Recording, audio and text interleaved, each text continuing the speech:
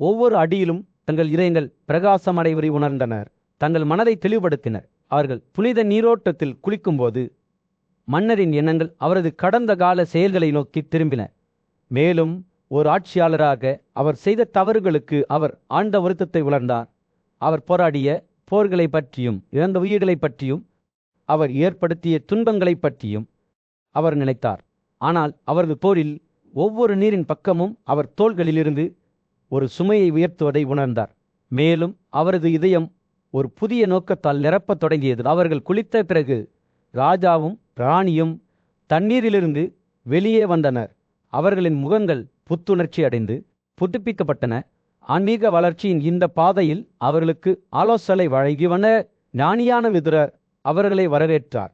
அவர்கள் ஒன்றாக மதத்தின் வழக்கமான சடங்குகளை செய்து தங்களை மேலும் தூய்மைப்படுத்தி தெய்வீகத்துடன் இணைக்க முயன்றனர். சூரியன் வானத்தில் கீழே மூழ்கிய போது ராஜா அவருக்காக அமைக்கப்பட்டிருந்த ஒரு பலிபீடத்திற்கு சென்றார். மரியாதையுடன் அவர் நெருப்பின் மீது வணக்கங்களை ஊற்றினார். பிரார்த்தனைகளையும் கடவுள்களுக்கு நன்றி தெரிவித்தார். இந்த புனிதமான சடங்கை செய்யும்போது தூபத்தின் இனிமையான வாசனையால் காற்று நிரம்பியது. அவரது இதயம் அமைதியாக இருந்தது. மறுநாள் காலையில் தனது ஆதரவாளர்கள் மற்றும் ஆலோசகர்களுடன் குருஷேத்திரத்திற்கு ஒரு பயணத்தை தொடங்கினார். அவர்கள் பல நாட்கள் பயணம் செய்தனர். இறுதியாக ஒரு காலத்தில் ராஜாவாக இருந்த ஒரு பெரிய முனிவரான ஞானியான சஜூபாவின் பின்வாங்கலுக்கு வந்தனர். சஜூபா திருதராஷ்டிரரை உரிய மரியாதையுடன் வரவேற்றார். மேலும் அவரை தனது ஆசிரமத்தில் தங்குமாறு அழைத்தார். சத்யூபரின் வழிகாட்டுதலின் கீழ் மன்னர் வன வாழ்க்கை முறையை பற்றி அறிந்து கொண்டார்.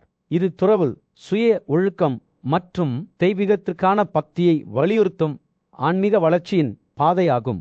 மன்னர் இந்த வாழ்க்கை முறையால் ஈர்க்கப்பட்டார்.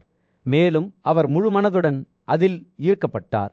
அவர் பல நாட்களை தியானத்திலும் சிந்தனையிலும் கழித்தார். சத்யூபரின் புத்திசாலித்தனமான வார்த்தைகளிலிருந்து கற்றுக்கொண்டார் மற்றும் வனமுறையின் சபதங்களை பின்பற்றினார். மன்னர் இந்த பாதையை ஆழமாக ஆராய்ந்தபோது ராணி கந்தாரியும் இதை பின்பற்றத் தொடங்கினார்.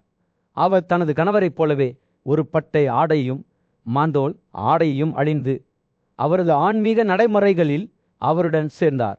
அவர்கள் ஒன்றாக தங்கள் அரச பொறிகளை கைவிட்டு சிக்கனங்களில் மூழ்கி தங்கள் ஆன்மாவை சுத்தப்படுத்தவும் தெய்வீகத்துடன் இணைக்கவும் முயன்றனர். இந்த வழியில் ஒரு காலத்தில் வலிமையான ஆட்சியாளராக இருந்த மன்னர் திருதராஷ்டிர தீவிரமான ஆன்மீக பயிற்சியின் மூலம் தனது உடலை போலாகவும் எலும்புகளாகவும் மாற்றிய ஒரு பெரிய முனிவராக மாறத் தொடங்கினார்.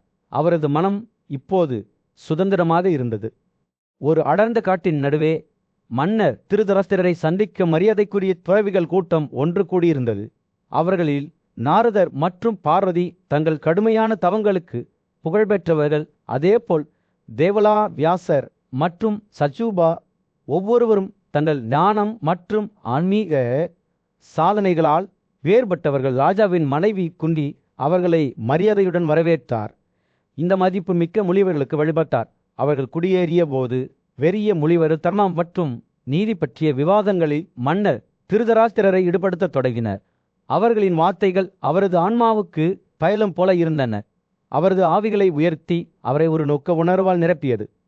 நாரதர் எல்லாவற்றையும் நேரடி உணர்வுகளாக பார்த்த தனது துளையிடும் பாவையுடன் பேசினார். தங்கள் தவத்தின் மூலம் பெரும் செழிப்பை அடைந்த மன்னர்களின் கதைகளை நினைவு கூர்ந்தார். காடுகளில் வாழ்வதற்காக தனது ராஜ்யத்தை கைவிட்ட சஜூபாவின் தாத்தா சாச சிஜியாவின் கதையை சொல்வதன் மூலம் அவர் தொடங்கினார். கடுமையான சிக்கன நடவடிக்கைகளின் மூலம் அவர் இந்திரனுடன் வசித்து வந்த போந்தர சாம்ராஜ்யத்தை கடைந்தார். நாரதர் புகழ்பெற்ற மன்னர்களின் தாத்தாக்களாகிய சைலாலயா மற்றும் பிரிஷாக்கா பற்றிய இதே போன்ற கதைகளை பகிர்ந்து கொண்டார். அவர்கள் தவத்தின் மூலம் சொர்க்கத்திற்கு ஏறினர். இந்த காட்டில் மாபெரும் வெற்றியை பெற்ற மாண்டதியின் மகன் புருவுற்றை பற்றி சொன்னபோது நாரதரின் வார்த்தைகளால் சபை ஈர்க்கப்பட்டது. சக்தி வாய்ந்த நர்மதா நதி கூட அவரது மனைவியாக மாறியது. மற்றொரு மன்னரான சசலோமனும் சொர்க்கத்திற்கு ஏறுவதற்கு முன்பு இங்கு கடுமையான சிக்கல்களை சந்தித்திருந்தார். நாரதரின் வார்த்தைகளால் ஈர்க்கப்பட்ட மன்னர் திருதராஷ்டிரர் கவனமாக கேட்டார். அவரும் தனது தவத்தின் மூலம் பெரிய விஷயங்களை சாதிக்க முடியும் என்பதை அறிந்த அவர் நம்பிக்கை மற்றும் உறுதியின் எழுச்சியை உணர்ந்தார். நாரதர் தொடர்ந்தார், வாலாவின் கொலையாளியான பாண்டு அவரை பற்றி எப்போதும் நிலைத்தார். செழிப்பை அடைய அவருக்கு உதவுவார் என்று கூறினார். கூட்டம் கலைந்து சென்றபோது சச்சுவர் நாரதரை நெருங்கினார். அவருக்குள் ஒரு கேள்வி எழுந்தது. மன்னர் திருதராஷ்டிரர் தனது தவத்தை முடித்த பிறகு எந்த பகுதியை அடைவார் என்று கேட்டார். சகா மற்றும் பாண்டுவுக்கு இடையே திருதராஷ்டிரரின் எதிர்காலம் குறித்து நடந்த உரையாடலை தான் பார்த்ததாக நாரதர் புன்னரை நாரதரின் கூற்றுப்படி மன்னருக்கு ஒதுக்கப்பட்ட ஆயுட்காலம் இன்னும் 3 ஆண்டுகள் உள்ளன. அந்த ஆண்டுகள் கடந்த பிறகு திருதராஷ்டிரர் காந்தரியுடன் தனது விருப்பப்படி நகரும் பதத்தில் பானார் ஆபரணங்களால் அலங்கரிக்கப்படுவார். அவர் மன்னர்களின் ராஜாவால் களம் செய்யப்படுவார்.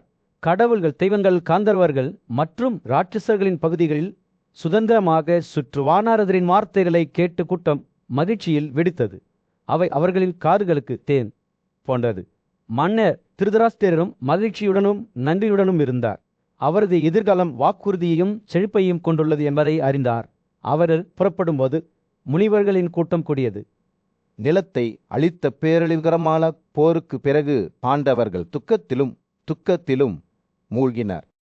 அவர்களின் தாயா குந்தி தங்கள் புதிய யதார்த்தத்துடன் இணங்க போராடிய தங்கள் மகன்களை விட்டுவிட்டு தனது கணவர் திருதராஷ்டிரருடன் வளப்பகுதிக்கு ஓய்வு பெற தேர்ந்தெடுத்தார்.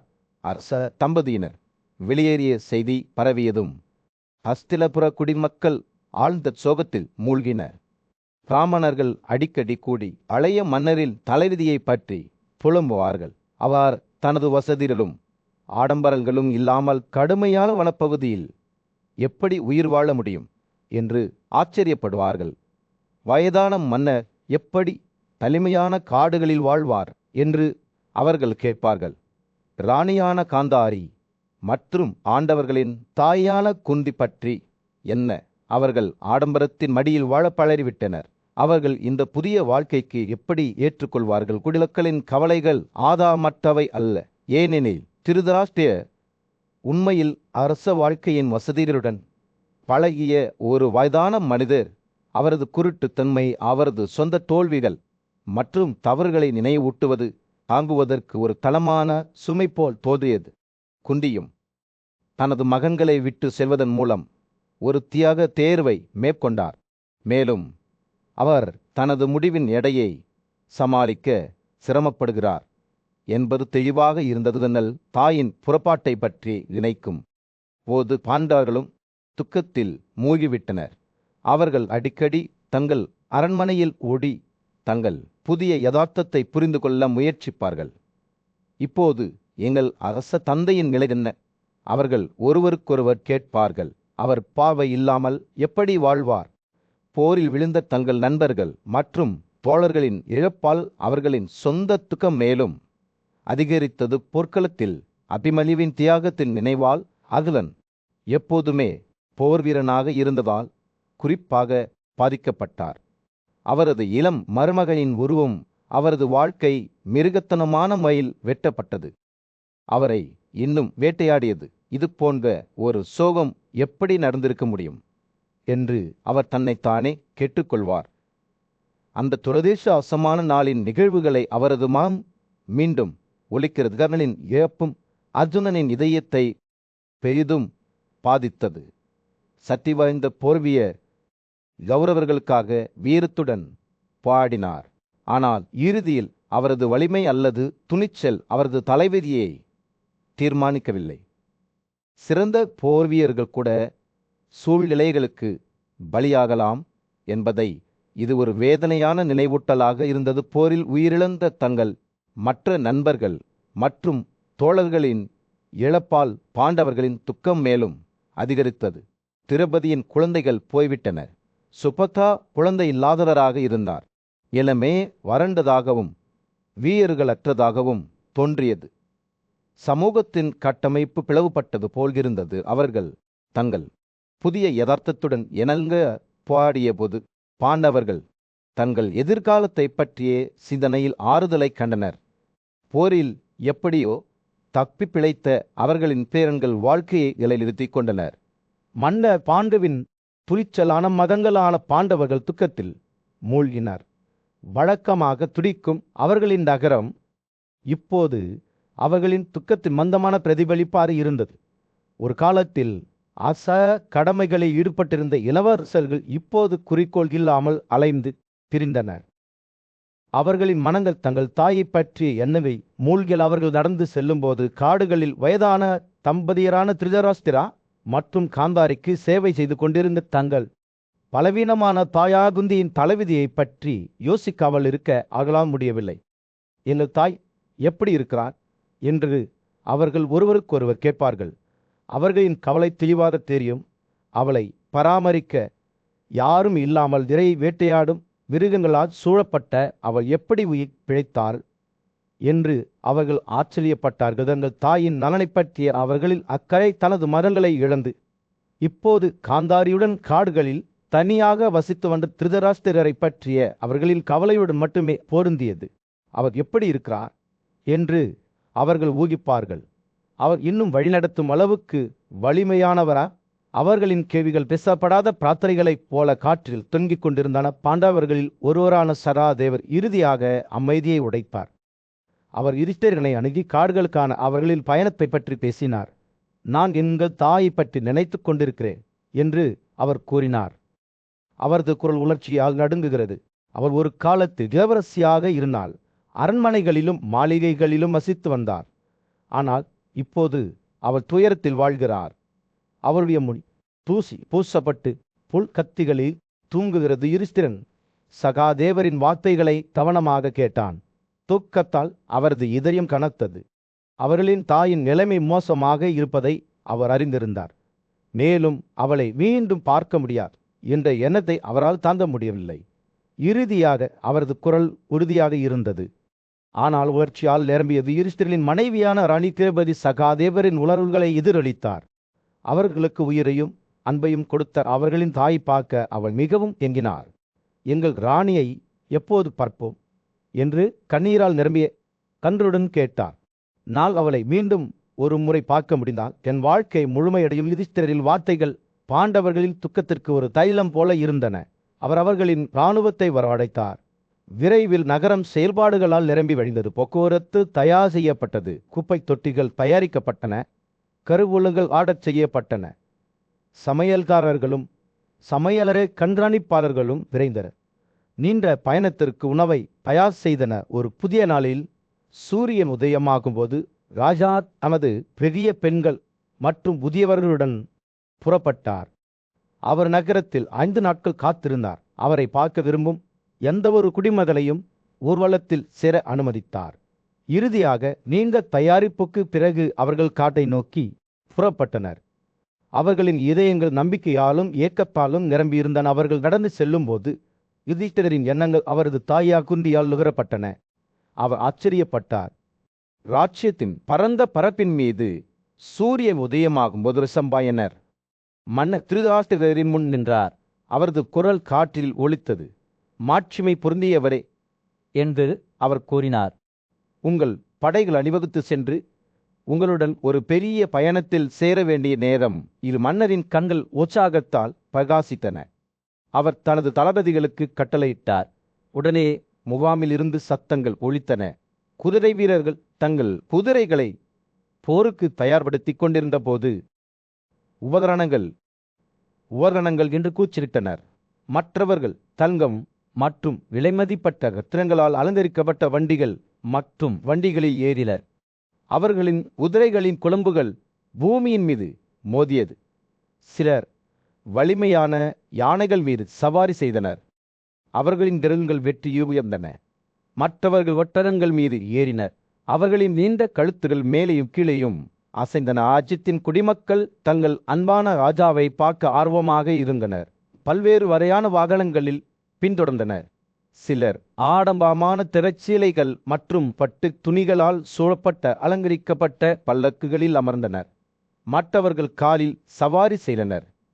பின்வாங்கும் இராணுவத்துடன் வேகத்தை வைத்திருக்கும் போது தங்கள் கால்கள் பூமியின் மீது மோதியது. நாளமுள்ள போதகரான கிருபா மன்னர் திருதராஷ்டிரரின் கட்டளையின் பேரில் படைகளை வழிநடத்தினார். அவர்களை வழிநடத்திய பண்டைய மரபுகளை பற்றிய ஆழமான புரிதலுடன் அவரது கண்கள் பிரகாசித்தன. அவர் பழைய மன்னரின் பின்வாங்கலை நோக்கி செல்லும்போது அவரது எண்ணங்கள் ஒரு நாள் தலைமை பொறுப்பை ஏற்கும் மாபெரும் தலைவரிடம் திரும்பினதற்கிடையில் பாண்டுவின் மூத்த மகனான யுதித்திர தனது சொந்த பயணத்திற்கு தயாரானார். அவரை சுற்றி பிராமணர்களின் குடும்பத்தினர், அவர்களின் புனித மந்திரங்கள் மற்றும் பிரார்த்தனைகள் அவருடன் செல்லும் பையில் காற்றை நிரப்பிக் கொண்டிருந்தன. சுதர்கள் மற்றும் மகதர்களின் குழு அவரது புகழை பாடியது.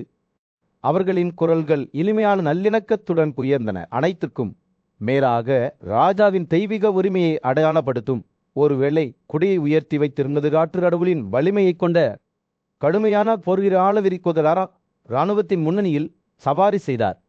அவரது யானை ஒரு மலையைப் போல பெரியது, மற்றவர்களை விட உயர்ந்தது. அதன் தந்தங்கள் சூரிய ஒளியில் ஒளிரும் வலிமையான வில்வித்தை வீரரான அர்ஜுனன் பின்னால் வெறுக்கமாற பின்தொடர்ந்தார். அவரது புலன்கள் அமைதியாகவும் நெரிசலான அணிகளில் தனது ரதத்தை வழிநடத்தும் போது கவனம் செலுத்தவும் அழகான திரவரியின் தலைமையில் அரச குடும்பத்தின் பெண்கள் மூடப்பட்ட குப்பைகளில் சவாரி செய்தனர். அவர்களின் முகங்கள் மறைக்கப்பட்ட கண்களால் மறைக்கப்பட்டன. அவர்கள் கடந்து செல்லும்போது அவர்கள் செல்வத்தையும் நகைகளையும் சிறடித்தனர்.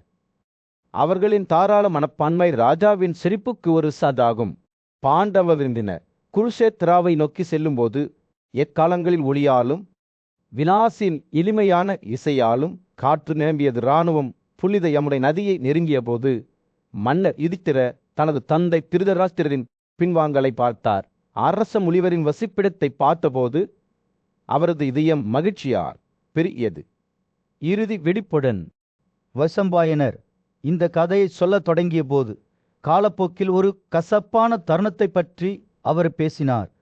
அந்த மரியாதைக்குரிய இளவரசர்களான பாண்டவர்கள் தங்கள் மாமா மற்றும் ராஜாவான திருதராஷ்டிரரின் புனித ஓய்வு இடத்திற்கு வந்துவிட்டனர். அவர்கள் தங்கள் ரதங்களிலிருந்து இறங்கினர். அவர்களின் உடல்கள் தாழ்மையுடன் வளைந்தன. அவர்கள் அரச வசிப்பிடத்தை நோக்கி நடந்து சென்றனர். போராளிகளின் முழு குழுவினரும் ராஜ்யத்தின் குடிமக்களும் குறு தலைவர்களின் வாழ்க்கை துணைகளும் அவர்களுக்கு பின்னால் நெருக்கமாக பின்தொடர்ந்தனர். இந்த அன்பான இளவரசர்கள் ஒருவருக்கொருவர் கண்களை வைத்து நீண்ட காலமாக இருந்ததால் காற்று எதிர்பார்ப்புடன் உயிருடன் இருந்தது. அவர்கள் பின்வாங்குவதை நெருங்கிய போது ஏராளமான மான் மற்றும் பாளை மரங்கள் அவர்களை சந்தித்தன.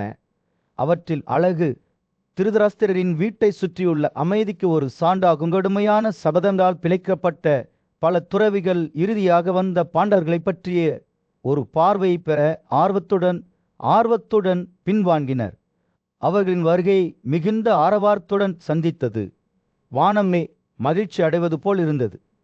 மன்னர் திருதராஷ்டிரர் உணர்ச்சிவசப்பட்டு கண்ணீரால் நிரம்பிய கண்களுடன் அவர்களை அணியினார். குருவின் இலத்தை நிலைநிறுத்திய என் மூத்த ஐயா இங்கு போனார் என்று அவர் கேட்டார்.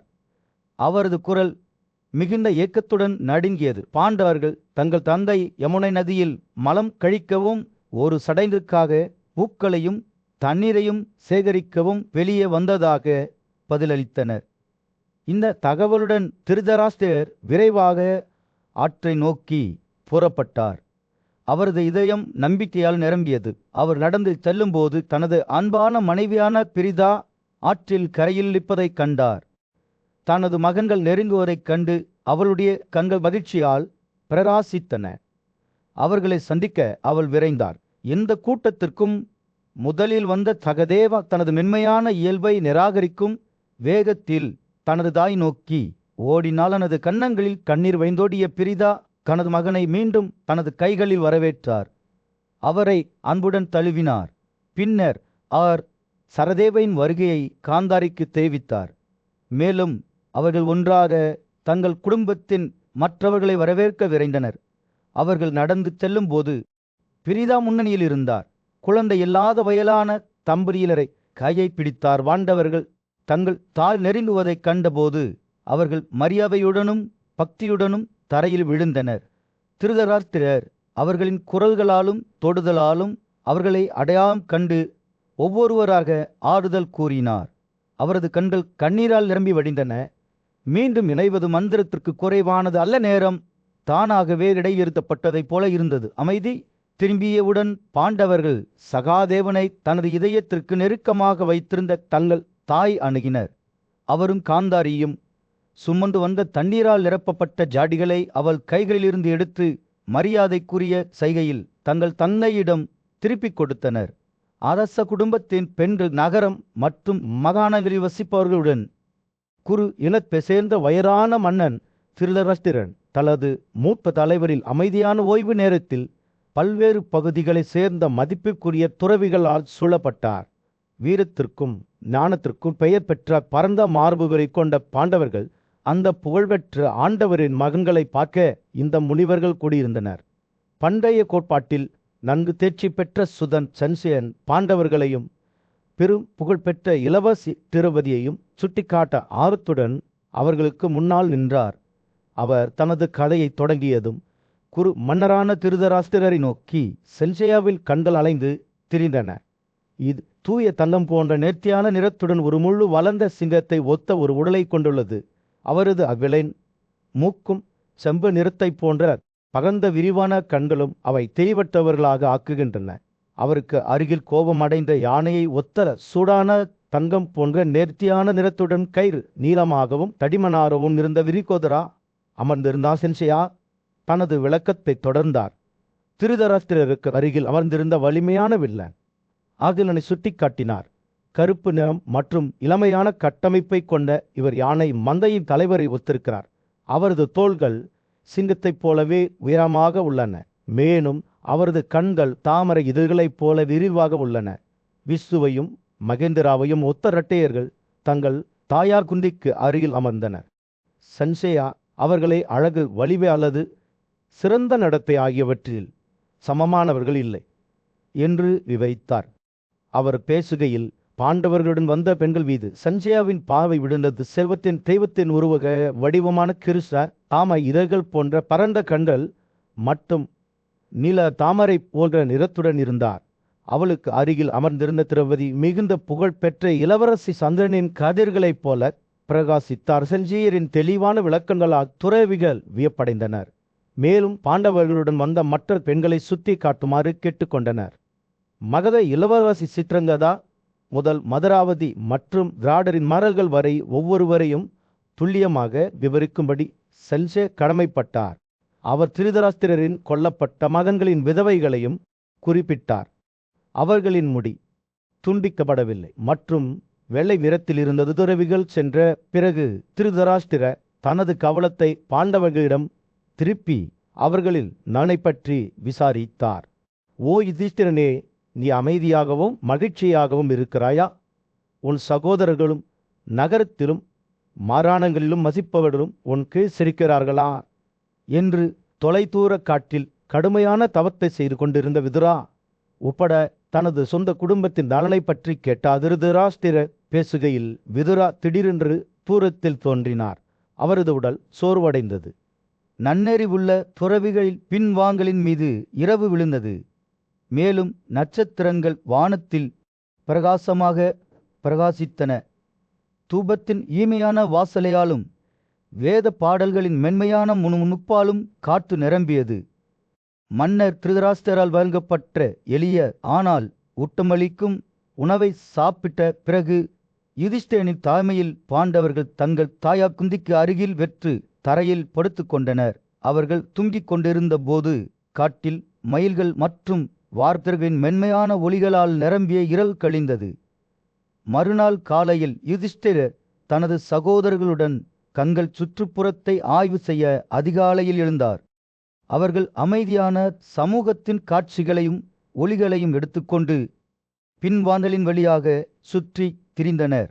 அவர்கள் பார்த்த எல்லா இடங்களிலும் புனித நெருப்புகளால் எரியும் பலிபீடங்கள் இருந்தன. அவற்றை சுற்றி துறவிகள் தங்கள் காணிக்கைகளை செலுத்தி தெய்வங்களுக்கு வணக்கங்களை ஊற்றினர். காட்டிலிருந்து சேகரிக்கப்பட்ட ஊக்கள் மற்றும் பழங்களின் இனிமையான நறுமணத்தால் காற்று நிரம்பியது. பலிபீடங்களில் குறிந்தது. மான்களின் மந்தைகள் சுதந்திரமாக அச்சமின்றி மேய்கின்றன. மேலும் பறவைகள் மேலே உள்ள மரங்களிலிருந்து இனிமையான பாடல்களை பாடின. பின்வாங்கலின் அமைதியை எடுத்துக்கொண்டு பாண்டவர்கள் இந்த அமைதியான காட்சிகளுக்கு இடையில் நடந்து சென்றனர். அவர்கள் ஆராய்ந்தபோது வேத ஜெபம் மற்றும் பாராயணத்தில் ஈடுபட்ட ஒரு பெரிய பலிபீடத்தை சுற்றி கூடியிருந்த ஒரு துறவிகளின் குழுவை யுதிஷ்டிரர் கண்டார். அவர்களின் பக்தியின் அழகைக் கண்டு மயங்கி சிறிது நேரம் பார்த்தார். பின்னர் தங்கம் அல்லது தாமிரம், மான்களின் தோல்கள், போர்வைகள், தியார காசங்கள், கமண்டல்கள், மரத்தட்டுகள், பானைகள் மற்றும் இரும்பால் செய்யப்பட்ட பாத்திரங்கள் போன்ற பரிசுகளுடன் அவர்களை அணுகினார். துறவிகள் இந்த பரிசுகளை நன்றியுடன் பெற்று கொண்டனர். ஒவ்வொருவரும் தங்களுக்கு விருப்பமான பலரை எடுத்து கொண்டனர். யுதிஷ்டிரர் தனது சுற்றுப்பயணங்களைத் தொடர்ந்தார். பல்வேறு ஓய்வு இடங்களுக்குச் சென்று துறவிகளுக்கு மேலும் பல பிரசாதங்களை வழங்கினார். இறுதியில் அவர் மன்னர் திருதராஷ்டிரர் அமர்ந்திருந்த இடத்துக்கு திரும்பினார். காந்தாரி மற்றும் குந்தியால் சூழப்பட்டார். வயதான மன்னர் யுதிஷ்டிரரை ஒரு அன்பான புன்னகையுடன் பார்த்து அவரை உட்கார அழைத்தார். யுதிஷ்டிரன் தனது சகோதரர்களான பீமன், அர்ஜுனன், நகுலன் மற்றும் சவதேவருடன் குசா புல் பாயில் அமர்ந்தார். அவர்கள் மன்னர் திருதராஷ்டிரருக்கு வணக்கம் செலுத்தி அவரது கால்களை தொட்டில் உட்கார அனுமதி பெற்றனர். முதிய மன்னன் பாண்டவர்களால் சூழப்பட்டு வானத்திலுள்ள முனிவர்களிடையே ஒரு பஸ்பதியைப் போல பிரகாசமாக காணப்பட்டார். அப்போதுதான் சத்ருபாவின் தலைமையில் ஒரு பெரிய முனிவர் குழு சம்பவ இடத்திற்கு வந்தது. அவர்களுடன் புகழ்பெற்ற அறிஞரும் முனிவருமான வியாசர் வந்தார். அவர் தெய்வீக முனிவர்களால் கூட மதிக்கப்பட்டார். வியாசர் ஒரு சிறந்த குசா புல் பாயில் அமர்ந்தார். ஒரு பட்டு துணியால் மூடப்பட்டார். மேலும் மன்னர் திருதராஷ்டிரரிடம் அமருங்கள் என்று உரையாற்றினார். ஆண்டவர்கள் அமர்ந்திருந்த இடத்தின் மீது சுடான ஆரஞ்சிற ஒளியை வீசும் சூரியன் காட்டில் அஸ்தமிக்க தொடங்கியிருந்தது. சதேவதியின் மரன் வியாசர் அவர்களுக்கு முன்னால் நின்றார். அவரது கண்கள் கருணையாலும் அக்கறையாலும் நிரம்பியிருந்தன. அவர் தனது வலிமையான கண்களுக்கு புகழ்பெற்ற குருட்டு மன்னரான திருதராஷ்டிரரிடம் உரையாற்றினார். ஓ திருதராஷ்டிரா, உங்கள் ஆன்மாவுக்கு அமைதியை கொண்டு வரும் தவத்தை நீங்கள் அடைந்து விட்டீர்களா என்று வியாசர் மெதுவாக கேட்டார். நீங்கள் காடுகளில் வசிப்பதில் உங்கள் மனம் மகிழ்ச்சி அடைகிறதா? போரில் உங்கள் மகன்களை இழந்த சோகம் உங்கள் இதயத்திலிருந்து மங்க தொடங்கியுள்ளதா? திருதராஷ்டிரரின் வெளிப்பாடு மந்தமாக இருந்தது. அவர் பதிலளித்த போது அவரது குரல் சற்று நடுங்கியது. நான் உண்மையில் வன வாழ்க்கையின் கட்டளைகளை பின்பற்றினேன். ஆனால் என் இதயம் துக்கத்தால் கனமாக உள்ளது. இந்த காடுகளின் அமைதி கூட என் மகன்களை ஏற்கும் வழியை அளிக்க முடியாது என்று நான் அஞ்சுகிறேன். வியாசர் அனுதாபத்துடன் தலை சாய்த்தார். அவரது கண்கள் புரிதலால் நிரம்பியிருந்தன. அவர் திருதராஷ்டிரரின் மனைவியும் பிராணியுமான காந்தாரியை நோக்கி திரும்பினார். அன்புள்ள காந்தாரியே, உங்கள் ஞானமும் புத்திசாலித்தனமும் இன்னும் உங்களை வழிநடத்துகிறதா? துக்கத்தில் மூழ்கியிருக்க நீங்கள் அனுமதிக்கிறீர்களா? அல்லது சிரிப்பு மற்றும் துன்பம் ஆகிய இரண்டின் உண்மைகளிலும் நீங்கள் ஆறுதல் கண்டீர்களா? காந்தாரியின் முகம் அமைதியின் முகமுடியாக இருந்தது. ஆனால் வியாசர் அவளுடைய கண்களில் சோகத்தின் மங்கலான ஒளியை காண முடிந்தது. நான் நன்றாக இருக்கிறேன் ஐயா என்று அவள் மென்மையாரே பதிலளித்தாள். ஆனால் எங்கள் மகன்களின் இறப்பு இன்னும் என் மீது அதிக சுமையை ஏற்படுத்துகிறது என்பதை நான் ஒப்புக்கொள்ள வேண்டும். வியாசனின் பார்வை திருதராஷ்டிரரின் மற்றொரு மனைவியும் பாண்டவர்களின் தாயருமான குந்தியை நோக்கி திரும்பியது. நீயும் அன்புள்ள குந்தியே, மூத்தவர்கள் மீதான பக்தி ஆறுதல் கண்டாயா? அல்லது உங்கள் குழந்தைகளுக்காக இன்னும் துக்கப்படுகிறாயா? குந்தியின் முறம் மனத்தாழ்மையின் உருவமாக இருந்தது. அவள் கண்கள் கீழே சாய்ந்து என் குடும்பத்திற்கு சேவை செய்வதற்கும் அவர்களுக்கு மகிழ்ச்சியை தருவதற்கும் நான் பாக்கியவானாக இருக்கிறேன். ஆனால் எங்கள் மகன்களின் நினைவுகள் இன்னும் என் கண்களில் கண்ணீரை தருகின்றன என்பதை நான் ஒப்புக்கொள்ள வேண்டும் என்று பதிலளித்தார். வியாசர் புரிந்து கொண்டு தலையசைத்தார். அவரது வெளிப்பாடு இரக்கத்தால் நிரம்பியது. அவர் திருதராஷ்டிரரிடம் திரும்பினார். உங்கள் மற்றொரு மகனான யுதிஷ்டிரரை பற்றி என்ன நாடு கடத்தப்பட்டது? அவர் ஆறுதல் அடைந்தாரா? அல்லது அவரும் இன்னும் போரின் வடுக்களை தந்துகிறாராய் யுதிஷ்டிரனின் முகம் அமைதியின் முகமுடியாக இருந்தது. ஆனால் வியாசர் தனது கண்களில் வலியின் மங்கலான ஒளியை காண முடிந்தது. நான் நன்றாக இருக்கிறேன் ஐயா என்று அவர் மென்மையாக பதிலளித்தார். ஆனால் நமது போராட்டங்களின் விளைவுகள் இன்னும் உள்ளன என்பதை நான் ஒப்புக்கொள்ள வேண்டும். தங்கள் சகோதரர்களுடன் சேர்ந்து தைரியமாக போராடிய இரட்டையர்களான பீமன் மற்றும் அர்ஜுனனை வியாசர் பார்த்தார். அவர்களின் முகங்களிலும் அதே சோகம் மற்றும் உறுதியின் கலவையை அவர் கண்டார். வியாசர் பேசுகையில் திருதராஷ்டிரரின் தோற்றத்தில் ஒரு நுட்பமான மாற்றம் ஏற்பட்டதாக தோன்றியது. கீழே தள்ளப்பட்ட அவரது கண்கள் உயரத் தொடங்கின. ஒரு கணம் நம்பிக்கையின் ஒளி தோன்றியது. பாண்டவர்கள் தஞ்சம் புகுந்த அமைதியான காட்டில் திருதராஷ்டிரரின் இதயம் துக்கத்தால் நிறைந்திருந்தது. அவரது மதங்கள் லட்சியத்தால் உண்டப்பட்டு பேராசையால் தூண்டப்பட்டு தங்கள் சொந்த வீழ்ச்சியை கொண்டு வந்தனர். ஒரு காலத்தில் பெரிய ராஜ்யம் இடிபாடுகளில் கிடந்தது.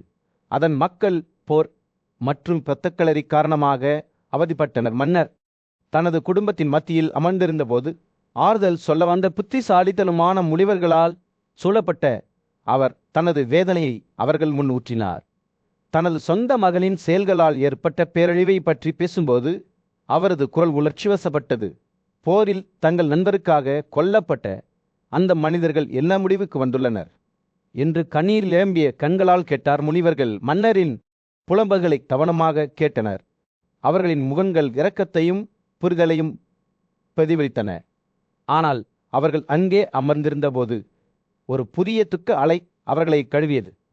ராணி காந்தாரி தனது சொந்த துக்கத்திற்கு ஒரு சான்றாக போரினால் பாதிக்கப்பட்ட அனைவரின் சார்பாக பேசினார். இந்த மன்னன் அமைதியை உணர்ந்து 16 ஆண்டுகள் கடந்துவிட்டன என்று உணர்ச்சிவசப்பட்ட அவரது குரல் நடுங்கியது. அவர் தனது மகன்களின் மரணத்தால் துயரத்தில் மூழ்கிவிட்டார். பெரிய ரிஷி வியாசரே, நமது அன்புக்குரியவர்களுக்கு என்ன நேர்ந்தது என்பதை அவருக்கு வெளிப்படுத்த உங்கள் சக்தியை பயன்படுத்த முடியாத காந்தாரி பேசுகையில் குந்தியின் எண்ணங்கள் உள்ளோக்கி திரும்பின. அவருடைய மனம் போரின் குழப்பத்தில் தொலைந்து போன தனது ரகசிய பிறந்த மகனை பற்றி சிந்தித்தது. அவள் தனது நினைவுகளை மறைக்க வேண்டும் என்று அவளுக்கு தெரியும். ஆனால் வலி இன்னும் அவளுக்குள் இருந்தது. அவர்களின் துக்கத்தில் ஆழத்தை உணர்ந்த வியாசர் கிரக்கத்துடன் அவர்களை பார்த்தார். ஒரு வரத்தை வழங்குவதற்கான சக்தி தனக்கு இருப்பதை அவர் அறிந்திருந்தார். மேலும் ராஜாவை பார்க்கும்போது அவரது கண்கள் ஆழமான புரிதலுடன் பிரகாசித்த. ராஜாவே, எனக்கு சொல்லுங்கள் என்றார். வியாசர் மெதுவாக, உங்களுக்கு என்ன வேண்டும்? உங்கள் இதயம் அதன் சுமைகளிலிருந்து உயர்வானதாக இருக்கட்டும். மேலும் இந்த துயரமான குடும்பத்திற்கு அமைதியை கொண்டு வருவோம். ராஜாவின் முகம் வலியால் புரிக்கப்பட்டிருந்தது. ஆனால் அவரது கண்களில் நம்பிக்கையில் ஒரு ஒளி பிரகாசித்தது. தனக்கு ஒரு அரிய பரிசு வழங்கப்பட்டிருப்பதை அவர் அறிந்திருந்த. கால்களையும் எருக்கத்தையும் கண்டுபிடிப்பதற்கான வாய்ப்பு. எனவே ஒரு புதிய உறுதியான உணர்வுடன் அவர் தனது குரலை உறுதியாகவும் தெளிவாகவும் பேசினார். நான் என் குழந்தைகளை மீண்டும் பார்க்க விரும்புகிறேன் என்று அவர் கூறினார். அவரது வார்த்தைகள் ஒரு பிரார்த்தனை போல காற்றில் சுமந்து செல்கின்றன. அவர்களுக்கு என்ன நேர்ந்தது என்பதை நான் அறிய விரும்புகிறேன். இதனால் நான் இறுதியாக அமைதியை காண. நாம் ராஜாவின் வார்த்தைகள் காற்றில் தொங்கிக் கொண்டிருந்த போது சபையிலிருந்து ஒரு கூட்டு பெருமூச்சு விடுவது போல் தோன்றியது.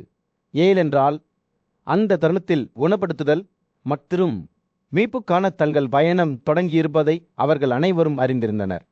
ஒரு பிரமாண்டமான கூட்டத்தின் மத்தியில் குந்தி வியாசரின் முன் நின்றாள். அவருடைய கண்கள் கலவையான உணர்ச்சிகளால் நிரம்பியிருந்தன.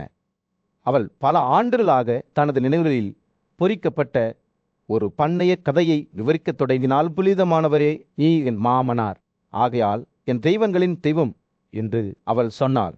என் சத்திய வார்த்தைகளை கேளுங்கள். தனது கடந்த காலத்திலிருந்து ஒரு கணத்தை பற்றி பேசும்போது குந்தியின் குரல் நடுங்கியது. துறவி தூர்மசாஸ் தனது தந்தையின் வீட்டிற்கு தர்மம் தேடி வந்தபோது அவர் எப்படி கருணை காட்டினார் என்பதை அவர் விவரித்தார். அவரது தாராள நடத்தை ஒப்புக்கொள்ள மறுத்து அதற்கு பதிலாக கவனத்துடன் அவருக்கு சேவை செய்த அதுவசாஸ் குந்திக்கு ஒரு வரத்தை வழங்கினார். நான் கொடுக்கும் வரத்தை நீ ஏற்றுக்கொள்ள வேண்டும். அவரது சாபத்திற்கு அஞ்சி குந்தி பதிலளித்தார். அப்படியே அகட்டும். புத்திசாலி பின்னர் அவையிடம் கிசுகிசுத்தார். ஓ அழகான முகமுள்ள அழகான பெண்ணே, நீ தர்மத்தின் தாயாகி விடுவாள். நீ அழைக்கும் தெய்வங்கள் உனக்கு கீழ்ப்படிவார்கள் என்று என் பேச்சு முடிந்ததும் அவள் முதுகெலும்பில் ஒரு நடுக்கம் ஏற்பட்டது. அவள் 1000 கதிர்களின் தெய்வமான சூரியனை அடைத்த நாள் அவளுக்கு நினைவுக்கு வந்தது. மேலும் அவர் தன்னை 2 பகுதிகளாக பிரித்தார். ஒரு பகுதி உலகத்தை வெப்பப்படுத்தியது, மற்றொன்று அவளுக்கு முன்னால் நின்றது. சூர்யாவின் வார்த்தைகள் அவள் மனதில் இன்னும் எதிரொலித்தன. நீ என்னிடம் ஒரு வரம் கேட்கிறாயா? குந்தி தன்னை போன்ற ஒரு மகளை கோருவதற்கான தனது முடிவை நினைவு கூர்ந்தபோது அவளுடைய இதயம் நன்றியுடன் பெருகியது. தெய்வத்தில் ஆற்றல் அவளுக்குள் பாய்ந்தது.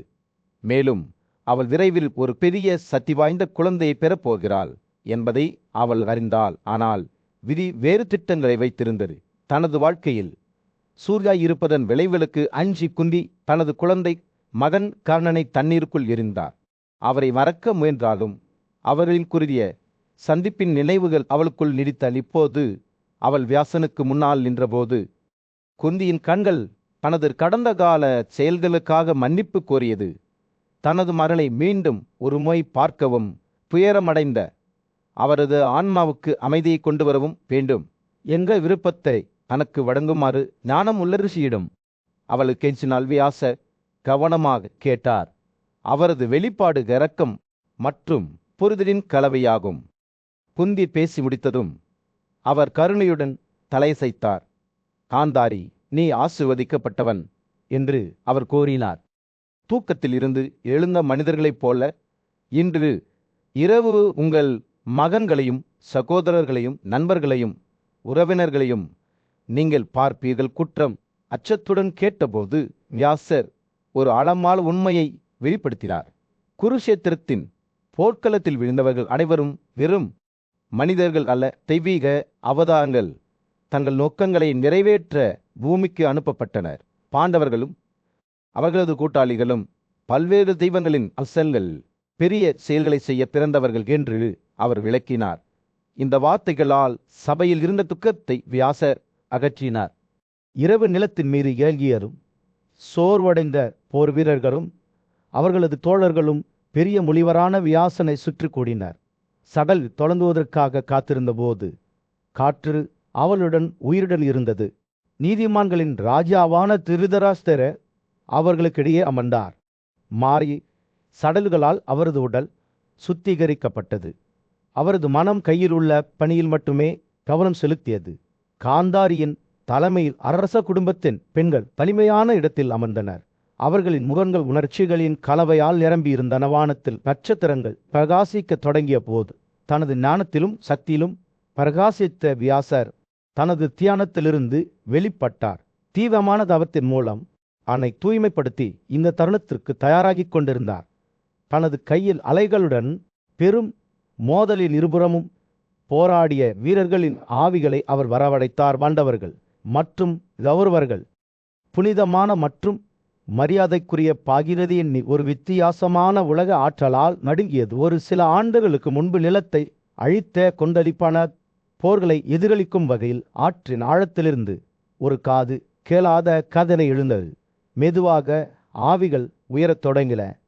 தண்ணீரிலிருந்து வெளிவரும்போது அவற்றின் வடிவங்கள் உருவாகின. பாந்தாள வலிமையான மற்றும் பெருமை மிக்க மன்னர்கள் பீஷ்மர், துரோணர், விராடர், குருபாதா மற்றும் பலர் மத்தியில் உயரமாக நின்றனர். திரௌபதியின் மகன்கள் சுபதா மற்றும் ராட்சச கட்பட்காச்சாவின் மகன்கள் கர்ணன், துரியோதனன், சகுனி மற்றும் திருதராஷ்டிரரின் மகன்கள் ஆகியோர் தங்கள் அணிகளில் சேர்ந்தனர். ஒவ்வொருவரும் தங்கள் போர்களின் போது அணிந்திருந்த அதே உடையை அணிந்திருந்த இந்த புகழ்பெற்ற போர் வீரர்களின் பிரசன்னத்துடன் காற்று மின்சாரமாக இருந்தது. ஒரு காலத்தில் போல் கருவிகளாக இருந்த அவர்களின் வாகனங்கள் தெய்வீகத்தின் சாராம்சத்தால் நிரப்பப்பட்டதைப் போல இப்போது ஒரு தெய்வீக ஒளியால் பிரகாசிக்கின்றன. ஆச குடும்பத்தின் பெண்கள் ஆவிகளைப் போல ஆச்சரியத்தில் மூச்சு திணறினார்.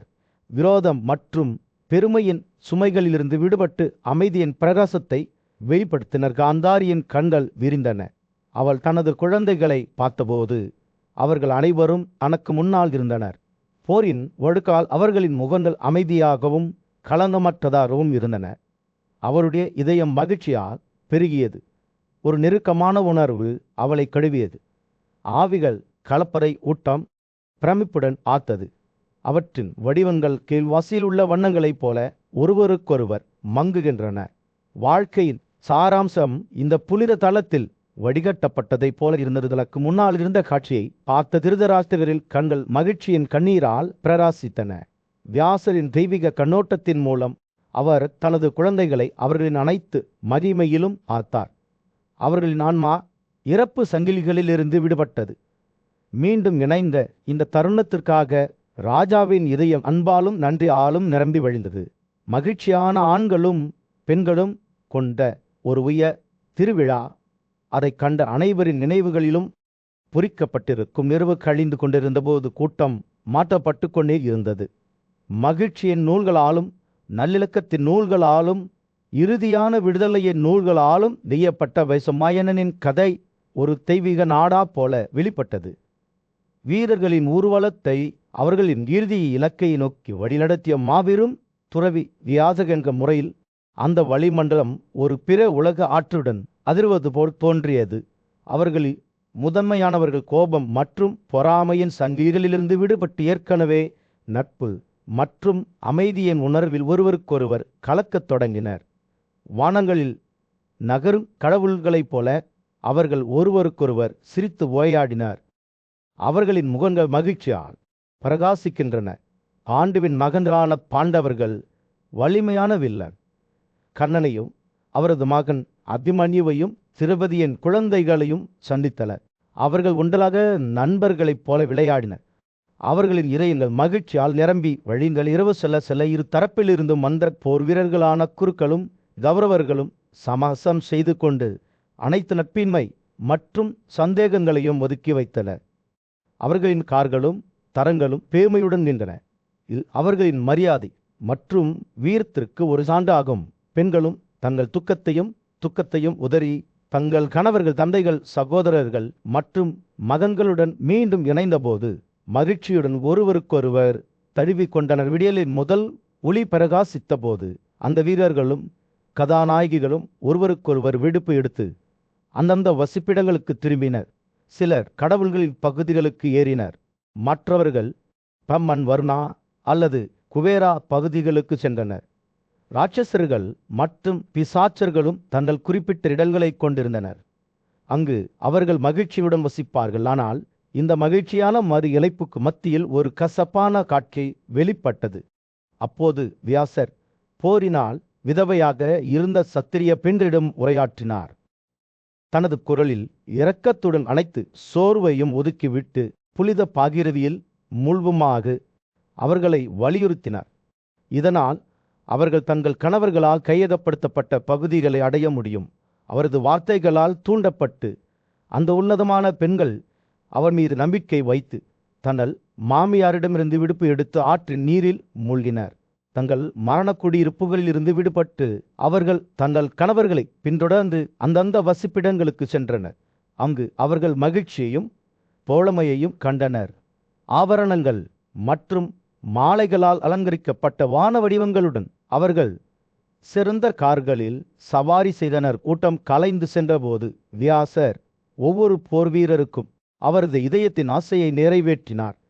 மேலும் இந்த அற்புதமான கூட்டத்தை பற்றிய செய்தி உலகம் முழுவதும் பரவியதால் புனிதமான இறந்தவர்களுக்கும் உயிருள்ள மனிதர்களுக்கும் இடையிலான சந்திப்பில் மக்கள் மகிழ்ச்சி அடைந்தனர்.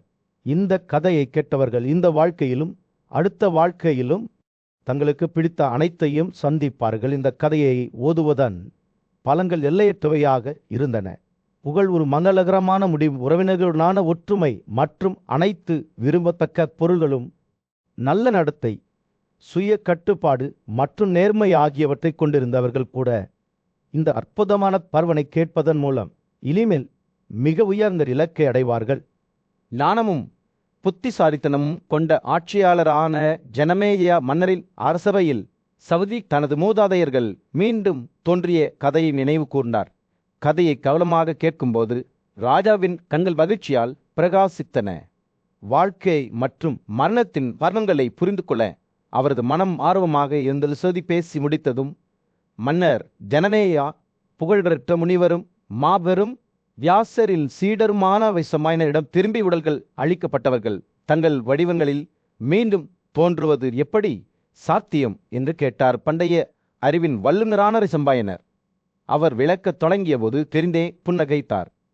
செயல்களே ராஜாவே, விளைவுகள் அனுபவிக்கப்படாமலோ செறித்து கொள்ளாமலோ அவை ஒருபோதும் அழிக்கப்படுவதில்லை. உடல்கள் செயல்களிலிருந்து பிறக்கின்றன. அதேபோல் அம்சங்களும் உள்ளன. அடிப்படை கூறுகள் பூமி, வேப்பு, காற்று மற்றும் விண்வெளி அவை அனைத்து உயிரினங்களின் ஆண்டவரோடு ஒன்றிணைந்திருப்பதால் அவை நித்தியமானவை என்று அவர் கூறினார். அவர் ஒரு கணம் நிறுத்தி தனது வார்த்தைகளை மூழ்கடிக்க அனுமதித்தார். இந்த கூறுகள் நித்தியமாக உள்ளன. நித்திய விஷயங்கள் அழிக்கப்படும் போது கூட உழைப்பு இல்லாமல் செய்யப்படும் செயல்கள் உண்மை மற்றும் முதன்மையானவை உண்மையான பலனை தருகின்றன. அத்தகைய செயல்களுடன் ஒன்றிணைந்த ஆன்மா இன்பத்தையும் வலியையும் அனுபவிக்கிறது. ஆனால் மாறாமல் உள்ளது. கண்ணாடியில் உள்ள உயிரினங்களின் பிரதிபலிப்பைப் போலவே சம்பாயனனின் வார்த்தைகளை கேட்கும்போது மன்னர் ஜனமேஜயரின் கண்கள் விரிந்தன. முனிவரின் ஞானத்தில் ஆழத்தை புரிந்து கொள்ள அவரது மனம் போராடியது. ஆனால் செயல்கள் சோர்வடைந்தவர்களை பற்றி என்ன என்று அவர் கேட்டார். அவரது குரல் தவளையால் நிரம்பிய வைசம்பாயனர் அனுதாபத்துடன் தலையசைத்தார். ஒருவரின் செயல்களை செலவழிக்கும் போது அவர்கள் தங்கள் உடலை தங்களைப் போலவே கருதுவதில்லை. அவர்கள் சுயத்தை வேறு எதுவாகவும் எடுத்துக்கொள்கிறார்கள். அவர் மீண்டும் இடைநிறுத்தப்பட்டார். அவரது கண்கள் ராஜாவின் முகத்தை ஆராய்ந்தன. மாறுபட்ட பொருள்கள், அடிப்படை கூறுகள் மற்றும் புலன்கள் ஒரு உடலை அடைந்து ஒன்றாகின்றன. உடலுக்கும் சுயத்திற்கும் இடையிலான வேறுபாட்டை புரிந்து கொள்ளும் அறிவுள்ள மனிதர்களுக்கு அந்த பொருள்களே நித்தியமாக மாறுகின்றன. முனிவர் தொடர்ந்தார். அவரது வார்த்தைகள் ஒரு நதியைப் போல பாய்கின்றன. குதிரை தியாகத்தில் விசுவாசங்களும் புலன்களும் மற்றொரு உலகத்திற்கு எடுத்து செல்லப்பட்டாலும் அவை நித்தியமாக இருப்பதை நாங்கள் கேள்விப்படுகிறோம். ராஜாவே, உங்களுக்கு பிடித்திருந்தால் என்ன நன்மை என்பதை நான் உங்களுக்கு சொல்வேன். அவர் முன்னோக்கி சாய்ந்தார். அவரது குரல் ஒரு சரி தொனியை எடுத்தது. உங்கள் பலிகளில் தெய்வங்களின் பாதைகள் பற்றி நீங்கள் கேள்விப்பட்டிருப்பீர்கள். எந்த ஒரு பலிக்கும் ஆயத்தல்லல் செய்யப்பட்ட போது தெய்வங்கள் உங்களிடம் சாதகமாக சாய்ந்தன. அவர்கள் உங்கள் பலிகளுக்கு வந்தபோது அவர்கள் இந்த உலகத்திலிருந்து அடுத்த உலகத்திற்கு செல்லும் பாதையில் பிரபுக்களாக இருந்தனர். வைசம்பாயனரின் கண்கள் புரிதலால் பிரகாசித்த யாகங்களில் தெய்வங்களை வணங்குவதன் மூலம் ஒருவர் சிறந்த இலக்குகளை அடைவதில் வெற்றி பெறுகிறார். 5 அடிப்படை கூறுகள் நித்தியமாக இருக்கும்போது, ஆன்மாவும் நித்தியமாக இருக்கும்போது அவர் புருஷர் என்று அழைத்தார். பாரம்பரியம் மற்றும் ஞானம் நிறைந்த நகரமான கஸ்தினபுரத்தின் மையத்தில் மன்னர் திருதராஷ்டிரர் நீண்ட காலமாக தனது சொந்த மகன்களை பார்க்க தவறிவிட்டார். ஒரு காலத்தில் விதியால் மங்களாக இருந்த அவரது கண்கள் மதிப்பிற்குரிய ரிஷி வியாசரின் ஆசீர்வாதங்களால் அற்புதமாக பார்வைக்கு மீட்டெடுக்கப்பட்டன. ராஜாவின் பார்வை திரும்பியவுடன் அவர் முதல் முறையாக தனது குழந்தைகளை பார்த்தார். அவர்களின் முகங்கள் அவரது சொந்த அம்சங்களை பரிபலிக்கின்றன, மேலும் ஒரு விசித்திரமான ஒற்றுமையை வெளிப்படுத்துகின்றன. ஞானம் மற்றும் அறிவுக்கு புகழ்பெற்ற குரு மன்னர் வேதங்கள் மற்றும் உபனிஷத்துகளை படிப்பதில் தன்னை அர்ப்பணித்துக் கொண்டு ராஜ்யத்தின் கடமைகளை பற்றிய ஆழமான புரிதலை பெற்றார். அவரது அர்ப்பணிப்பு வீணாகவில்லை, ஏனெனில் அவர் விரைவில் பிரபஞ்சத்தின் நுட்பமான நுணுக்கங்களுடன் தன்னை இணைத்து கொண்டார். அவரது வாழ்க்கையில் வியாசரில் இருப்பு ஒரு திருப்புமுனையாக இருந்தது. ஹஸ்தினபுரத்தை ஆட்சி செய்கிற சிக்கல்களின் மூலம் அவரை வழியடத்தும் அசைக்க முடியாத உறுதியுடன் திருதராஷ்டிரரை ஊக்குவித்தது. இதற்கிடையில் பரீட்சித்தில் புகழ்பெற்ற மகனான ஜனமேயா சவுதியின் காலடியில் உட்கார்ந்து தனது மூதாதையரின் கதையை உன்னிப்பாக கேட்டுக்கொண்டிருந்தார். வியாசரிடம் தனக்கு ஒரு வரம் வழங்குமாறு கேட்டுக்கொண்டபோது அவரது ஆர்வம் தூண்டப்பட்டது. அவர் இந்த உலகத்தை விட்டு வெளியேறிய அதே வடிவத்தில் அவரது ஐயாவை பார்க்க வேண்டும். ஜனமேஜாயாவின் ஆசை நோயற்ற முகத்திலிருந்து பிறக்கவில்லை. மாறாக அவர் ஒருபோதும் அறியாத தந்தையுடன் நிலைவதற்கான ஆழ்ந்த எக்கம் இளம் மன்னரின் வேண்டுகோளால் ஈர்க்கப்பட்ட வியாசர் பரீட்சதை வெளியே உள்ள பகுதிகளிலிருந்து வரவழைத்தார். அரசர் தந்தை தனது மகனுக்கு முன் உருவெழுத்தார். தனது முந்தைய மகிமையிலும் வயதிலும் பிரகாசமாக இருந்தார். ஜனமேஜயா தனது ஐயாவின் முகத்தை பார்த்தபோது உணர்ச்சியால் மூழ்கினார். இப்போது மரணத்தில் சங்கிலிகளிலிருந்து விடுவிக்கப்பட்டார். சம்பவ இடத்திலிருந்த சவுதி ஞானியான சமிகா மற்றும் அவரது மகன் சீரின்கில் கூட மரணத்திற்கு பிந்தைய வாழ்க்கையிலிருந்து பிறந்தனர். அவர்களின் சாராம்சம் மரண மண்டலத்தில் வெளிப்படுகிறது. ஜெலமேலேயா தனது தியாகத்தின் இறுதி பிரார்த்தனைகளை செய்தபோது அவர் மிகுந்த மகிழ்ச்சியும் நன்றியையும் உணர்ந்தார். சடங்கின் போது வழக்கமாக இருந்தபடி அவர் தனது தந்தையின் உருவத்தின் மீது புனித நீரை ஊற்றினார். பின்னர் உயர்ந்த ஆன்மீக மன்னர் ஏவர வம்சாவளியில் பிறந்த முனிவரான அஸ்திகாவிடம் உரையாற்றினார். இந்த அற்புதமான காட்சியை கண்டதில் தனது ஆழ்ந்த நிம்மதியை வெளிப்படுத்தினார். யனமேஜயாவின் வார்த்தைகளால் ஈர்க்கப்பட்ட அஸ்திகா ரிஷி வியாசரின் நல்லொழுக்கங்களை புகழ்ந்து அவரை தவத்தின் கடல் என்றும் காங்களின் விரட்டப்பட்ட ஞானத்திற்கான ஒரு கலவை என்றும் விவரித்தார். தக்யகா பயங்கரமான விதியிலிருந்து தப்பிக்க அனுமதித்த ஜனமேஜயாவின் உண்மைத்தன்மையை முனிவர் பாராட்டினார். மேலும் இளம் மன்னர் தனது பக்தியின் மூலம் ஏராளமான தகுதியை அடைந்ததாக ஒப்புக்கொண்டார். கூட்டம் மிகுந்த கவத்துடன் கேட்டபோது ஆஸ்திகா தொடர்ந்து வியாசரை புகழ்ந்தார். நீதியின் பாதுகாவலராகவும் ஆசீர்வாதங்களை கொண்டு வருவதாகவும் அவரது பங்கை எடுத்துரைத்தார்.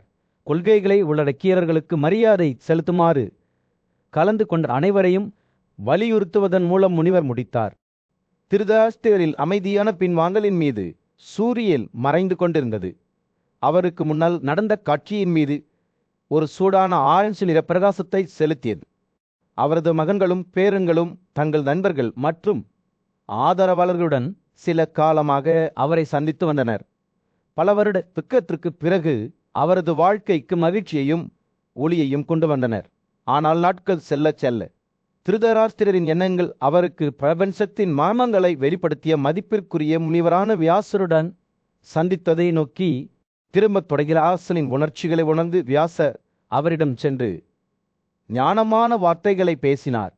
ஓ வலிமையான ஆயுதம் ஏந்திய திருதராஷ்டிரா என்று அவர் கூறினார். உங்கள் மனதை மீண்டும் துக்கத்தில் மூழ்க விடாதீர்கள். பெரிய முனிவர்களில் சொற்பொழிவுகளை நீங்கள் கேள்விப்பட்டிருக்கிறீர்கள். உங்கள் குழந்தைகள் தங்கள் எதிரிகளை வென்றதை கண்டிருக்கிறீர்கள். அவர்கள் மிக உயர்ந்த இலக்கை அடைந்துள்ளனர். ஆயுதங்களால் புனிதப்படுத்தப்பட்டுள்ளனர். இப்போது அவர்கள் மிகுந்த மகிழ்ச்சியுடன் தங்கள் விருப்பப்படி நகர்கிறார்கள். வியாசரின் வார்த்தைகளை கேட்ட திருதராஷ்டிரரின் இதயம் உணர்ச்சியால் பெருகியது. இந்த பூமியில் தனது காலமும் நெருங்கி வருவதை அவர் அறிந்திருந்தார். மேலும் விரக்தியின் விளிம்பிலிருந்து தன்னை மீட்டெடுத்ததற்காக தனது குழந்தைகளிடம் ஆழ்ந்த நன்றியை உணர்ந்தார். அவர் தனது மூத்த மகனான யுதிஷ்டிரனை வரவழைத்து அன்பும் பாசமும் நிறைந்த குரலில் அவரிடம் பேசினார். அஜாசர் என்று அவர் கூறினார். உமக்கு ஆசீர்வாதங்கள். இனிமேல் இங்கு தங்கியிருக்க வேண்டாம். நீர் என் பாதுகாவலர், என் ஆறுதல் மற்றும் என் ஆறுதல். நாங்கள் ஒன்றாக கழித்த நேரத்திற்கு நான் நன்றியுள்ளவனாக இருக்கிறேன்.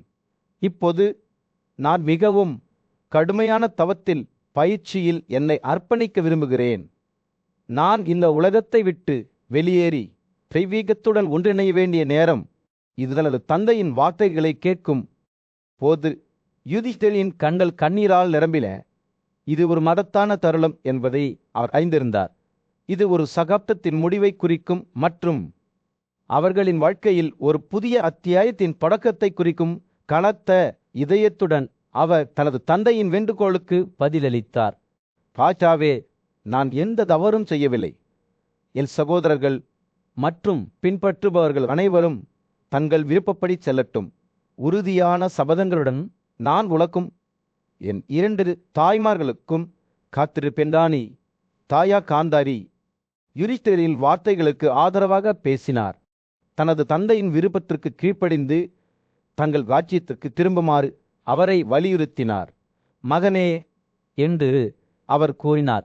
குருவில் இனம் இப்போது உன்னை சார்ந்தது. என் மாமாவின் அடுத்தக்கை கூட உன்னை சார்ந்தது. மகனே, புறப்படுதாம். இந்த சுமையிலிருந்து விடுபடுவோம். குடும்பத்தினர் யோசித்தபோது யுதிஷ்டிரரின் இளைய சகோதரர் சகாதேவர் அன்புடனும் பக்தியுடனும் பேசினார். பாரத இனத்தின் தலைவரே, அவர் கூறினார், நான் என் தாயை விட்டு வெளியேற துணியவில்லை. நீங்கள் விரைவில் தலைநகருக்கு திரும்பி வருவீர்களா? அஸ்திலாவ ராஜ்யத்தில் மன்னர் யுதிஷ்டிரரின் தலைமையில் பாண்டவர்கள் தங்கள் நாடு கடத்தலிலிருந்து திரும்பி 2 ஆண்டுகள் கடந்து விட்டன. இந்த நேரத்தில்தான் ஒரு புனிதமான நபராகிய நாரதர் அரண்மனைக்கு வந்தார். ஞானம் மற்றும் ஆன்மீக சக்திக்கு பெயர் பெற்ற நாரதரை மன்னர் யுதிஷ்டிரர் மிகுந்த மரியாதையுடன் வரவேற்றார். அவர்கள் ஒன்றாக அமர்ந்தபோது மன்னர் யுதிஷ்டிரர் நாரதரின் பயணம் மற்றும் நல்வாழ்வு குறித்து விசாரித்தார். நாரதர் பல்வேறு நிலங்கள் வழியாக பயணம் செய்ததாகவும் புனிதமான நதிகளை பார்வையிட்டதாகவும் அலமுழிவுகளை சந்தித்ததாகவும் கூறினார். குணப்படுத்தும் பண்புகளை கொண்டதாக கூறப்படும் சக்தி வாய்ந்த கங்கை நதியை தான் பார்த்ததாக குறிப்பிட்டார். கடுமையான தவத்திற்கு பெயர் பெற்ற தனது தந்தை திருதராஷ்டிரரை பற்றி கேட்டபோது மன்னர் யுதிஷ்டிரரின் ஆர்வம் தூண்டப்பட்டது. குருக்கேத்திரத்திலிருந்து பாண்டவர்கள் திரும்பிய பிறகு மன்னர் திருதராஷ்டிரர் தனது மனைவி காந்தாரியுடனும் அவர்களின் புனித நெருப்புடனும் கங்கபாராவை நோக்கி சென்றதாக நாரதர் வெளிப்படுத்தினார். அங்கு அவர்கள் வாயில் கூழாங்கற்களை வைத்துக்கொண்டு காற்றில் மட்டுமே வாழ்வதன் மூலம் தீவிரமான தவத்தை கடைபிடிக்கத் தொடங்கினர். 6 மாதங்களுக்குள் ராஜாவின் உடல் வெறும் எலும்பு கூடாக மாற்றப்பட்டது. காந்தாரி தனியாக தண்ணீரில் உயிர் பிழைத்தார். குந்தி ஒவ்வொரு 6வது நாளும் உணவு எடுத்துக்கொண்டார். அவர்களுடன் வந்த உதவியாளர்களால் புனித நெருப்பு தொடர்ந்து வணங்கப்பட்டது. அவர்கள் காட்டில் கலைந்து திரிந்தபோது சன்சயா அவர்களின் வழிகாட்டியாக செயல்பட்டார். அரச குடும்பம் கங்கை கரையை அடைவதை உறுதி செய்தார். ஒரு துரதிருஷ்டாசமான நாள் காட்டில் ஒரு கடுமையான மோதல் பரவியது. அதன் பாதையிலுள்ள அனைத்தையும் எரித்தது. மன்னர் திருதராஷ்டிரர் தனது தவத்தால் பலவீனமடைந்ததால் தீப்பிழம்புகளை நகர்த்தவோ தப்பிக்கவோ முடியவில்லை. அவர்களை விட்டு வெளியேறி வேறு எங்கும் பாதுகாப்பை கண்டுபிடிக்குமாறு சன்சேயருக்கு அறிவுறுத்தினார். ராஜாவின் 2 தாய்மார்களான காந்தாரியும் குந்தியும் மரணத்தை எதிர்கொண்டபோது அவருடன் நின்றன. நெருப்பு அவர்களை சூழ்ந்தபோது மன்னர் திருதராஷ்டிரர் தனது மனதை ஒருமுகப்படுத்தி விடுதலையின் இறுதி இலக்கில் கவனம் செலுத்தினார். அவரது மனைவிகளும் சன்சேயாவும் இதை பின்பற்றி தங்கள் புலன்களை கட்டுப்படுத்தி மரக்கட்டைகளைப் போல அமர்ந்தனர். தீப்பிழம்புகள் இறுதியாக அவர்களை உட்கொண்டபோது நாரதர் தூரத்திலிருந்து காட்சியை கண்டார். பின்னர் அதை மன்னர் யுதிஷ்டிரருடன் பகிர்ந்து கொண்டார். இந்த செய்தியை கேள்விப்பட்ட பாண்டவர்கள் துக்கத்தில் மூழ்கினர். தங்கள் தந்தை மற்றும் மாற்றாந்தாய் இறந்ததைக் கேட்டு அவர்கள் உரத்த குரலில் அழுதனர். ஹஸ்தினபுர குடிமக்களும் கூட இதில் சேர்ந்து முதிய மன்னருக்கும் அவரது குடும்பத்திற்கும் ஏற்பட்ட சோகமான தலைவிதியை பற்றி புலம்பினர். இருப்பினும் மன்னர் யுதிஷ்டிரர் இறுதியில் தனது அமைதியை மீட்டெடுத்து மனித வாழ்வின் இறுதி இலக்கை பற்றி சிந்தித்தார். வாழ்க்கை மற்றும் இறப்பு சுழற்சியிலிருந்து விடுதலை. அவர் தனது சகோதரர்களிடம் இந்த வார்த்தைகளை சொன்னபோது ஏற்றுக்கொள்ளும் உணர்வும் பற்றும் அவர் மீது பாய்ந்தன. அவர்களின் தந்தையின் தியாகத்தின் நினைவுகள் என்றென்றும் அவர்களுடன் இருக்கும். ஆன்மீக பக்தியின் சக்தியும் விடுதலை பின்தொடர்வதையும் நினைவூட்டுகிறது. சூரியன் காட்டில் அஸ்தமிக்க தொடங்கிய போது மரங்களின் மீது ஒரு பொன்னான பிரகாசத்தை வீசும் போது யுதிஷ்டிரர் சாம்பலுக்கு மத்தியில் நின்றார். அவரது கண்கள் அவரது தந்தையின் உடலின் எரிந்த எச்சங்களில் நிலைத்திருந்தன.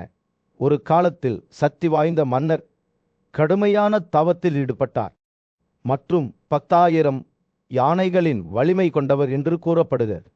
அவருக்கு முன் உயிரற்ற நிலையில் கிடந்த அகேர காட்சியை அவர் பார்த்தபோது தனது தந்தை ஞானத்துடனும் நியாயத்துடனும் பூமியை ஆட்சி செய்த நாட்களை திரும்பி பார்த்தார். தனக்கு பிறந்த 100கணக்கான மதன்கள் ஒவ்வொருவரும் வலிமையானவர்கள் மற்றும் வளமானவர்கள். அவர் தூங்கிக் கொண்டிருந்தபோது தந்தை பனை இலைகளால் தூக்கிய அழகான பெண்காரியோரை அவர் நினைவு கூர்ந்தார். இப்போது ஒரு காலத்தில் ஆறுதலையும் மகிழ்ச்சியையும் கொண்டு வந்த அதே கைகளை கழுறுகள் தனது தந்தையின் சோர்வடைந்த உடலுக்கு விசி அடிக்க பயன்படுத்துவதாக தெரிகிறது. யுதிஷ்டிரரின் எண்ணங்கள் அவரது தாயார் தேஜாவை நோக்கி திரும்பின. அவர் தனது மகன்களின் கிரியும் சிரிப்பை காடுகளில் வசிப்பதற்காக கைவிட்டார். அவர் துக்கத்தில் மூழ்கிய ஒரு பெண்ணாக இருந்தார். தனது குழந்தைகள் அனைவரையும் இழந்தார். இப்போது தனது கணவரின் இழப்பையும் எதிர்கொள்கிறார். இருப்பினும் மரணத்திலும் கூட அவர் தனது கணவரிடம் கடைபிடித்த சபதங்களில் ஆறுதல் கண்டார். இப்போது அவர்கள் மறுமையில் மீண்டும் ஒன்றாக இருந்தனர். ஆனால் யுதிஷ்டிரனின் துக்கம் அவரது தாயாருக்கோ அல்லது அவரது தந்தைக்கோ மட்டுமல்ல, அவர்களுக்கு ஏற்பட்ட முட்டாள்தனமான துயரத்துக்காகவும் இருந்தது. ஒரு காலத்தில் செழிப்புக்கும் சக்திக்கும் உருவகமாக இருந்த அவரது குடும்பம் காட்டில் தீப்பிடித்து